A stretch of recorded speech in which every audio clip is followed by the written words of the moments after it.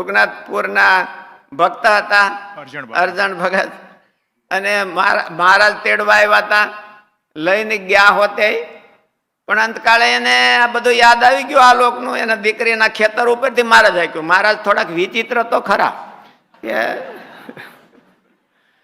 દુખતું હોય ને ત્યાં બરાબર આંગળી ભરાવે, એટલે આને થોડીક આસક્તિ છે.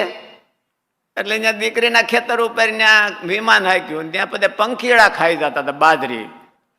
એટલે એને એમ થયું કે અરે આ પંખીડા બધું ખલાસ કરી દે, અને ત્યાં મહારાજે આને લઈને ઉતારીને મૂકીને ભાઈ ગયા. અને ઓલા નનામી બાંધતા હતા ત્યાં હળવડ્યા. એટલે મહારાજનો કોલ છે કે આપણે ભક્તિ કરવી હોય તો મહારાજ તેડવા આવે. મહારાજનો કોલ છે એવું નહીં. જનરલ શાસ્ત્રનો રામાયણમાં કીધું છે, ભગવદ્ ગીતામાં, ભાગવતમાં